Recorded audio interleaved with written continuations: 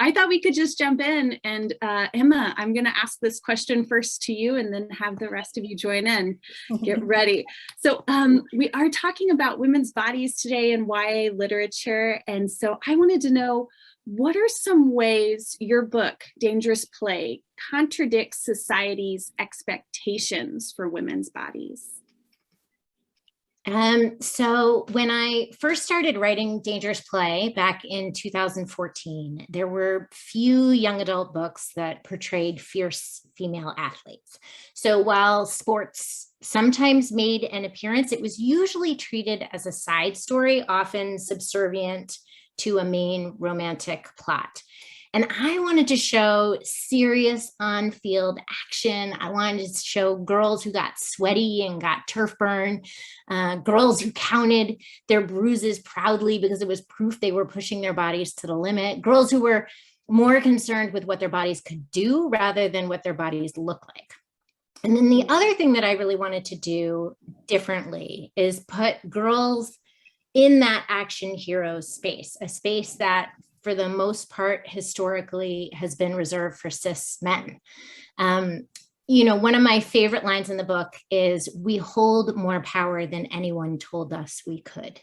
And that sums up a lot of what I was trying to capture in terms of girls' bodies in a different way. So how about you, Crystal?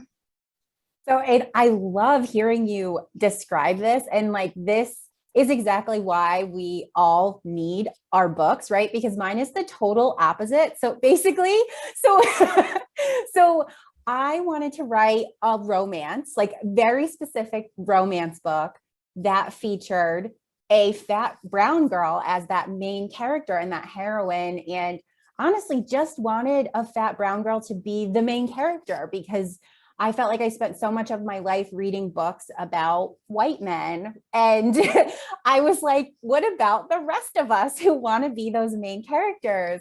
And I personally took a strong liking to just the romance genre. And so I really just wanted to see somebody that looked like me as that main character and kind of get to fall in love and have all of these things, embrace some of the things that made me feel kind of insecure growing up, or like I didn't belong, things like having curly hair or having glasses, which thankfully we are very much more accepting of now. But when I was in high school and middle school, those were weird, right?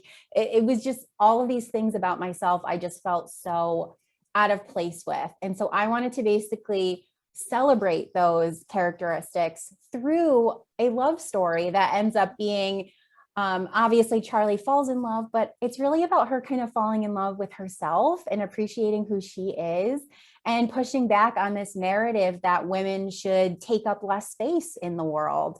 And instead, she's just rejecting that, and she wants to do her own thing and love herself as she is. So that's see, it's totally opposite, right? So I want to hear from you, Pamela. Talk to us about your book. Yes, I'm just in awe listening to both, hearing about both of your books. I just think it sounds amazing. For me, so I have two main girls that are featured predominantly in the book. One is the missing sister, obviously. You hear a lot about her, not directly on the page. Her name is Nick, and then I have Riley, who ends up being the love interest. And I was very intentional in making sure that Riley, the love interest, was not this traditional society standard of hot. And I think that was primarily because, all females, but, I'm speaking, from the perspective of a Black female, were fetishized at a very young age. I even remember in middle school when I kind of start developing quicker than I wanted to. And I remember getting catcalled, from a man with my mom standing next to me. And even though my dad is a Marine, my mom is the scary one.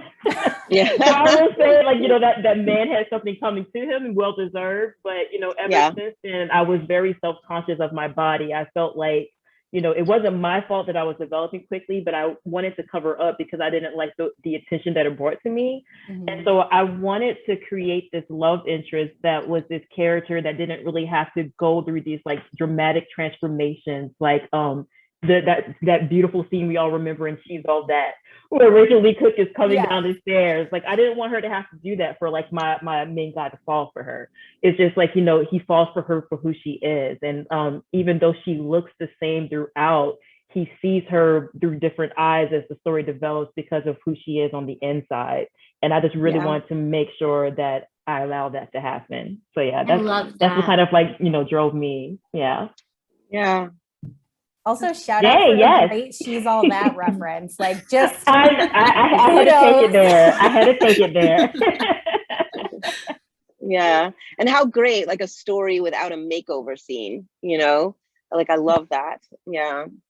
Well, I think I'm more in line with what Crystal was talking about, just, you know, with Fix. I wrote a story wanting to see myself in it because I had been missing from stories that I read growing up. And so this is, Fix is actually the 8th book I published, but it's the first novel I ever started. And maybe we start with that personal story. And so the story is about a friendship between two young women with physical disability. And so both of them have what we used to call deformity, but what we would call today physical difference. And so I really wanted to see, you know, young women falling in love, young women having friendships, you know, with this physical difference. And it wasn't really portrayed in young adult literature. So I wrote it. And of course, when I first went out with that book, it was rejected. And because it was what they said, it was inaccessible to the mass market, and you know, that the disability was sick lit, and that sick lit had to have that like kind of happy ending.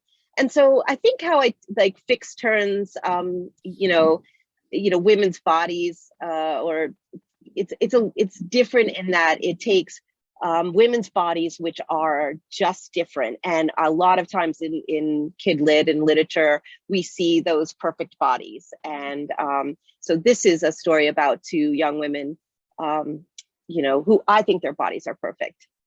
And in the end, they do too.